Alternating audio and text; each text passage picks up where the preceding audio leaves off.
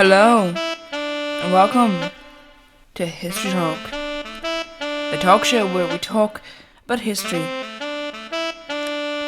Today we're going to be talking about Northern Ireland and the Second World War. Hello, and welcome back to History Talk, the talk show where we talk about history, evident by the title, History Talk. So today we're going to be talking about Northern Ireland and the Second World War. So how exactly did the Second World War affect Northern Ireland?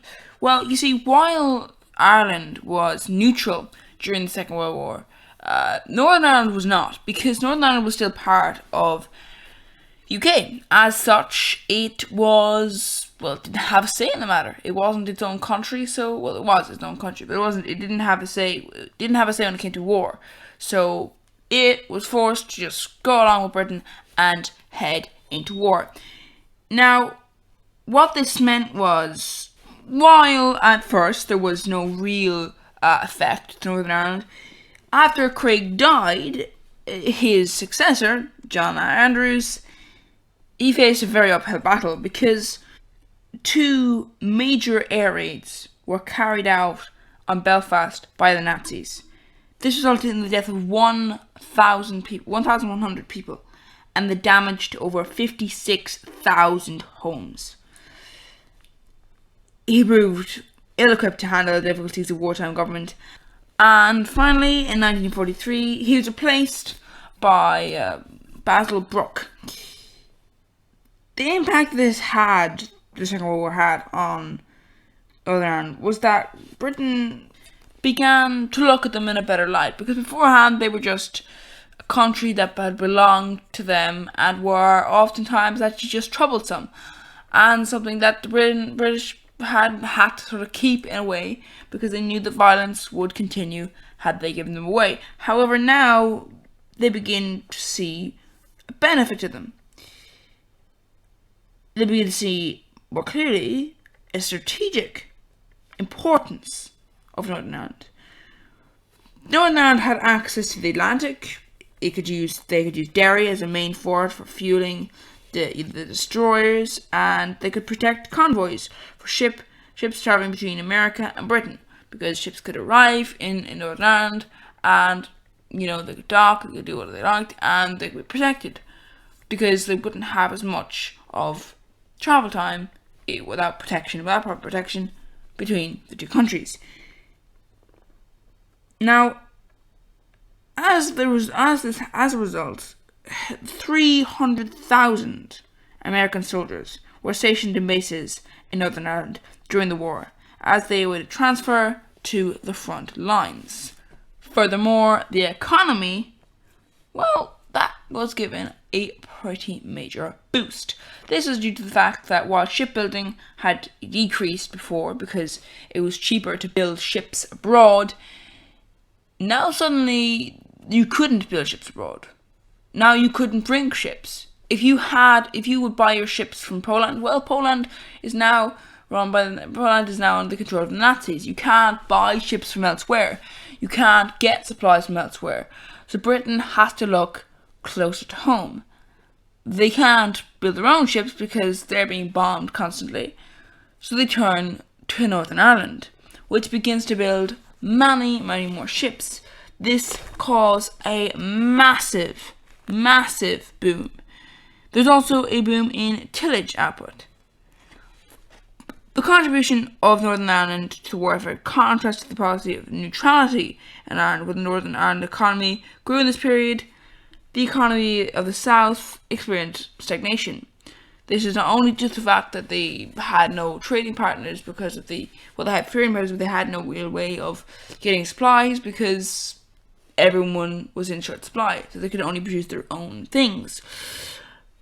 But also that Northern Ireland became a little bit more appealing to Britain. So now if Northern Ireland was for policy and the South was against it, Britain would generally side with the North, because now they were very grateful for it.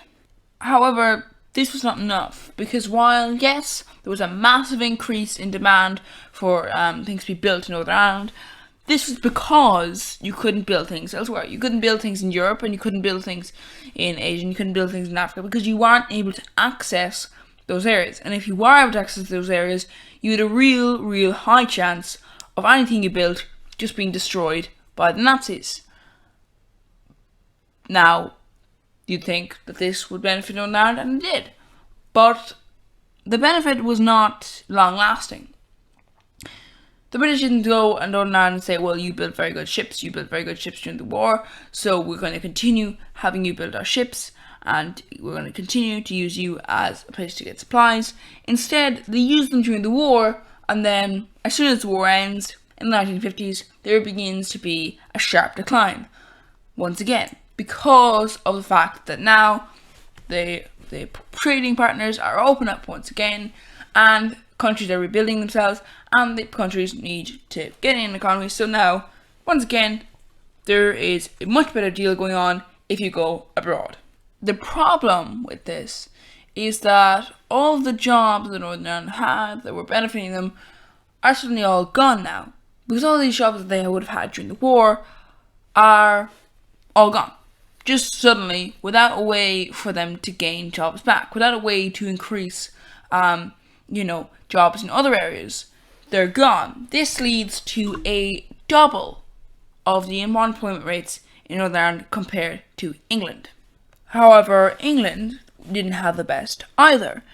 Now, while Northern Ireland was capable of essentially always having a unionist government, because there was always an ideal in Northern Ireland to have this sort of thing where if you don't for the unionist government, the Northern Ireland will fall into the hands of the Republic of Ireland. This is debatable whether it's true or not. But what it means is that no one in Northern Ireland is really going to vote for Labour. No one in Northern Ireland is going to vote for another party that might have better policies for the people. Because unless they're a strong unionist party, then unionists are just not going to vote for them. Because unionists are not going to vote for parties that aren't clearly unionist. And that is an ideal created really by the unionist party. Because what it means is that they can never really be, out of government. Because the only way they can be out of government is if nationalists are able to remove the first past the post system. And the only way to remove the first past the post system is by being in power. And it's a vicious cycle. But what it means is that no one can really stop unions from essentially running.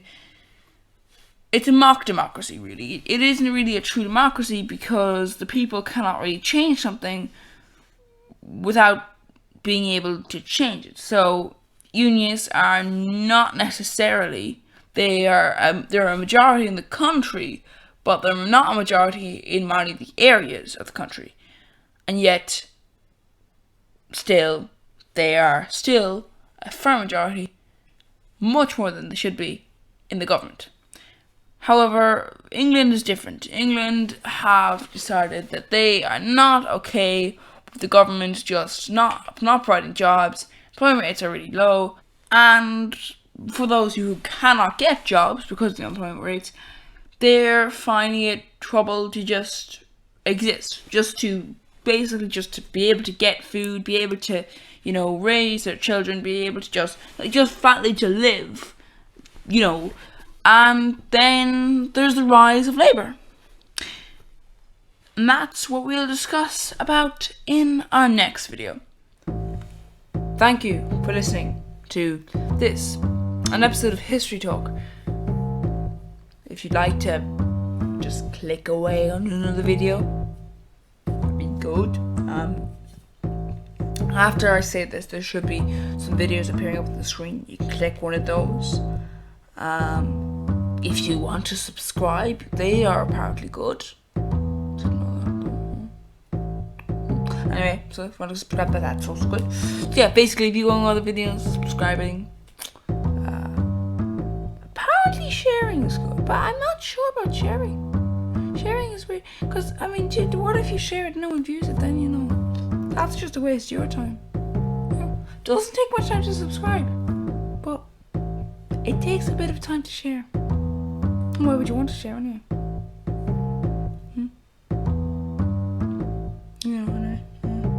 yeah, so Benny, basically.